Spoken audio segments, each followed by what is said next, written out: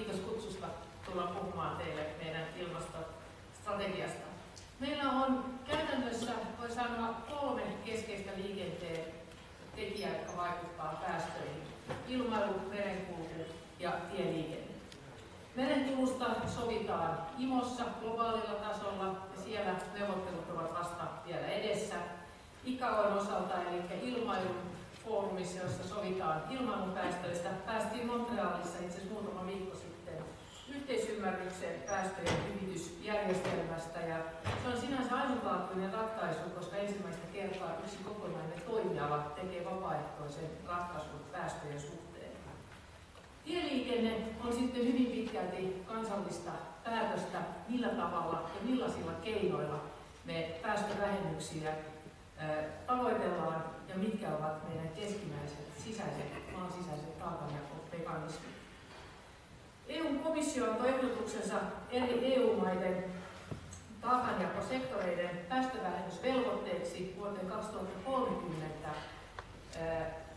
mennessä tämän vuoden heinäkuussa. Suomelle on asetettu tai ehdotettu velvoitteeksi 39%, mikä on yksi Euroopan tiukimmista.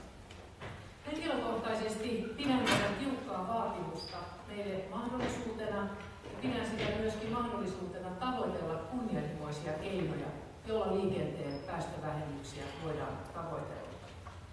Se on haastava tavoite ja kunnianhimoinen, mutta se mahdollistaa meille myöskin laajan keinovalikoiman käyttöönoton teknologia- ja innovaatiouudistusten edistämistä ja myöskin mahdollisuutta tuottaa laajempia toimenpiteitä kuin mitä ehkä muuten itsellemme asettaisimme. Tämän sanottuani on kuitenkin hyvä muistaa, että jo hallitusohjelmamme on liikenteen päästövähennysten suhteen kunnianhimoinen. Liikenteen puolella liikenne on merkittävä osa meidän päästövähennyksien tai päästöjen tuottajia, ja sen takia on myöskin tärkeää, että liikenne on keskeinen tekijä silloin, kun puhutaan siitä, miten Suomi saavuttaa oman päästövähennystavoitteensa. Sitten taas liikenteen sisäpuolella meidän keskeisin vaikuttaja on auto- ja raskasliikenteen tekijät vaikuttajana. Jos me sitten katsotaan, että millaisia keinoja ja mitä tämä kaikki tarkoittaa. Meidän päästövähennystavoite lasketaan siten, että se taso, joka on vuonna 2005, niin meidän pitäisi vuoteen 2030 mennessä saavuttaa siihen nähden 39% vähennys. Jos emme tänä päivänä tee mitään toimenpiteitä, niin me jäämme noin 6 miljoonaa tonnia tästä tavoitteesta vajaaksi. Nyt ollaan keskusteltu hallituksen sisällä siitä, että liikenne vastaisi tästä 6 miljoonan tonnin vähennystavoitteesta noin 4 miljoonan tonnin edestä. Tämä on liikenteen osalta hyvinkin kunnianhimoinen tavoite ja tarkoittaa myöskin sitä, että kovin pienillä toimenpiteillä tähän tavoitteeseen ei sinänsä voida päästä. Eli tarvitaan merkittäviä toimenpiteitä. Liikenteen näkökulmasta nämä merkittävät toimenpiteet jakautuvat kolmeen suurimpaan ryhmään. Yksi on se, minkälainen liikennejärjestelmä, miten liikenteessä käyttäydytään, millaisia valintoja tehdään, on yksi kokonaisuus. Toinen kokonaisuus on ajoneuvojen käyttövoima ja siihen liittyvät toimenpiteet. Ja kolmas on se, miten me hyödynnämme biotalouden tuomat mahdollisuudet edistämällä sitten vaihtoehtoisia uusiutuvia biopolttoaineita. Mä haluaisin tässä yhteydessä nyt käydä näitä 3 kokonaisuutta vähän tarkemmin läpi.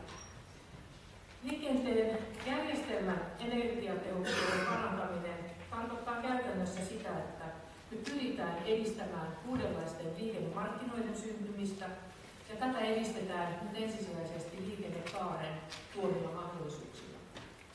Meidän tämänhetkinen liikennekäyttäytyminen on sellainen, että jos me katsotaan henkilöliikenteen kokonaissuoritteita, niin noin 85% niistä tapahtuu henkilöautolla liikkumalla. Noin 5-6% tapahtuu junalla liikkumalla, toinen 5-6% joukkoliikenteitä käyttämällä ja muut on sitten muita keinoja. sitä, että meidän tavoitteena pitäisi olla se, että henkilöautolla yksin ajattavien matkojen määrää pitäisi vähentää ja myöskin henkilöautosuoritteen kasvua, etenkin kaupunkiseuduilla, tulisi saada pysähtymään meidän väestönkasvusta huolimatta. Ja se, että meidän pitäisi myöskin saada sellainen tavoite aikaiseksi, että osa näistä matkoista saadaan aidosti korvattua joukkoliikenteeseen siirtymällä ja että meidän henkilöautojen keskimääräinen kuormitus saataisiin kasvatettua. Tässä meidän puolella on myöskin keskeiset globaalit trendit alustataloudesta, jakamistaloudesta ja myöskin ehkä ne arvomaailmaan liittyvät muutokset, jotka kuljettavat meitä jokaista sellaisiin valintoihin, joissa me pyrimme katsomaan, että miten me voimme paremmin yhdistää meidän liikkumista, miten me voidaan tuottaa uudenlaisia palveluita ja miten me voidaan sitten mahdollistaa sitä, että synnytetään uusia liiketoimintamalleja, jotka edistävät näiden palveluiden syntymistä. Liikennekaaren keskeisin tavoite on huolehtia, että tämä markkina saadaan syntymään ja että mahdollistetaan ovelta ovelle tapahtuvaa parempaa palvelua, joka olisi riittävän kilpailukykyinen sen suoritteen kanssa, jota sinänsä autoilu meille on mahdollistanut tähän saakka. On ollut myöskin hienoa nähdä, että tässä ollaan päästy paljon eteenpäin ja me olemme myöskin nähneet jo uusien yritysten, uusien palveluiden syntymisen. Mutta tämän lisäksi tarvitaan muitakin toimenpiteitä, jotka vaikuttavat meidän käyttäytymiseen. Liikenteen automatisaation ja älykkään liikenteen edistäminen, mutta myöskin sitä, että mahdollistamme työskentelyn muutoksia, se, että tehdään entistä enemmän etätöitä, tulee vaikuttamaan meidän liikkumisen tarpeisiin. Eri kuljetusyritysten vastuullisuusmallit, yhteistyö viranomaisten, kuljetuspalvelun tilaajien, yritysten välillä, mutta myöskin se, miten kalustoa kehitetään ja teknologiaa uudistetaan. Kaiken tämän lisäksi on myöskin kysymys siitä, että miten edistämme pyöräilyä, kävelyä. Näitä molempiakin muotoja on omalta osaltaan ollut myöskin tukemassa teknologian kehitys. Sähköpyörät, niin hullulta kuin se kuulostaakin, ovat olleet omiaan edistämään pyöräilykäyttäytymistä. Samalla on syntynyt paineita sille, että kaupungit aidosti luovat pyöräilyyn omat strategiansa ja tahtotilansa. Edistetään pyöräteiden rakentamista ja synnytetään sellaista ajattelua, että liikkuminen etenkin lyhyillä matkoilla olisi järkevää tehdä muilla välineillä kuin autolla. On ollut myöskin mielenkiintoista nähdä, että suosituimpia autolla liikuteltavia matkoja ovat alle 5 tai alle 3 kilometriä. Jos näitä pystyttäisiin entistä enemmän tekemään ja suorittamaan vaihtoehtoisin keinoin, olisimme jokainen myös omilla valinnoillamme mukana vaikuttamassa ilmastoon. Mutta tämän lisäksi tarvitaan myös entistä parempaa ja tiiviimpää yhteistyötä liikenteen ja maankäytön yhteensovittamisessa ja liikennejärjestelmätyön kehittämisessä kaupunkien ja ympäristö- ja liikenneministeriön välisen sopimusten kehittämisessä, jolla pyritään myöskin edistämään sitä, että juurikin sekä infraan että kävelyyn ja pyöräilyyn voidaan tehdä entistä parempia insentiivejä ja myöskin saada kehitettyä malleja, jotka tukevat näiden liikkumisen muotojen kehittämistä. Toinen meidän keskeinen näkökulma on myöskin se, että millä tavalla me voidaan sitten huolehtia liikenneturvallisuuden, kaupunkiympäristön viihtyisyyteen ja ilmanlaatuun ja sitä kautta kansanterveyden vaikuttamiseen. Koko tämä paletti, jossa puhutaan toisaalta liikennekaaren tuomista uusista liiketoimintamahdollisuuksista, vaihtoehtoisten liikunta- ja liikkumisen muotojen edistämisestä ja jossa puhutaan kaupungin ja alueiden kehittämisestä, niin puhutaan kokonaisuudesta, jonka päästövähennyspotentiaali voisi parhaimmillaan olla 1 miljoona tonnia. Samalla me puhutaan myöskin keinosta, jolla ei ole merkittäviä vaikutuksia yhteiskunnalle tai veronmaksajille, vaan kysymyksessä on hyvin pitkälti sääntelyympäristön, tahtotilan rakentamisesta, sopimisesta ja tavoitteiden asettamisesta ja sitten niiden toteuttamisesta. Sitten toinen kokonaisuus, ajoneuvojen energiatehokkuuden parantaminen. Tässä me puhutaan siitä tahtotilasta, että pyrimme aidosti saamaan meidän autokantaa uusiutumaan ja että me saadaan myöskin käyttöön entistä energiatehokkaampia ja vähemmän päästöisiä ajoneuvoja. Tässä pyritään katsomaan, että miten hiilidioksidipäästöt voidaan huolehtia tiukemmiksi ja mitkä ovat sitten oikeasti ne tavat ja rakenteet, joilla me pystytään meidän autokantaa, joka on Euroopan toiseksi vanhin, noin 11,5 vuotta keskimääräinen ikä, niin tätä saada paremmaksi. Tässä on käytännössä, voisi sanoa, 2 vaihtoehtoista polkua. Toinen on se, että katsotaan perinteisin keinoin, erilaisilla verohelpotuksilla, tukijärjestelmillä, miten ajoneuvojen hankintaa voidaan suosia, miten voidaan huolehtia siitä, että saadaan jakeluinfra rakennettua ja miten voidaan edistää sitä, että meidän autokanta tiiviimmin uudistuisi. Toisaalta kun me katsotaan meidän nykyistä verotusjärjestelmää, niin on myöskin todettava, että sen tuoma suunta on hyvä. Meillä on entistä vähäpäästöisempiä autoja, ne joita hankitaan, mutta keinona se ei ole ollut vielä kovin nopea. Meidän autokanta ei ehkä uusiudu tällä tavalla riittävän nopeasti. Ja se tarkoittaa myöskin sitä, että jos ja kun 2030 mennessä meidän pitäisi pystyä saavuttaa näin merkittävä päästövähennys, niin meillä on siihen käytännössä 14 vuotta aikaa 11,5 vuotta vanhalla autokannalla. Tarvitaan paljon radikaalimpia ja dramaattisempia keinoja, jotta me saadaan paljon nopeammin vauhditettua tämän autokannan uudistamista. Ja tässä toisena polkuna on sitten se, että pyritään katsomaan, että millä tavalla sitten voidaan luoda keino ja instrumentti, jolla me saisimme meidän ajoneuvojen energiatehokkuutta nopeammin parannettua. Tässä ehkä yhtenä osana on se hanke, jossa pohditaan myöskin liikenneverkkojen kehittämistä, meidän infrastruktuurin kehittämistä, siihen liittyvää rahoitusmallia, joka mahdollistaisi sitten sen, että me emme toimisi ylipäätään niinkään verotuskäytännön lähtöisesti, vaan käyttäisimme enemmän käyttäjä- ja asiakasmaksuja, joiden pohjalla sitten meillä olisi toisen tyyppinen ohjauskeino myöskin päästöjen ja käyttäytymisen osalta, jonka toiminta voisi olla paljon nopeampaa ja myöskin ehkä voimallisempaa. Ja insentiivinä voisi olla myöskin ohjaava erilaisiin liikkumisen muotoihin. Tämä yhdistelmä yhdistettynä liikennekaaren ja liikenneverkon kokonaisrakenteen ja sen päälle tuotettavien palveluiden, näiden palveluiden päälle tulevien operaattorimahdollisuuksien synnyttäminen on keinona yksi, jota haluamme myöskin olla mukana harkitsemassa. Me odotamme kuitenkin aika paljon myöskin käyttövoiman ja ajoneuvojen käyttövoiman uusiutumisesta. Kaiken kaikkiaan tästäkin kokonaisuudesta meidän pitäisi pystyä saavuttamaan 0,6–1 tonnia päästövähennystä.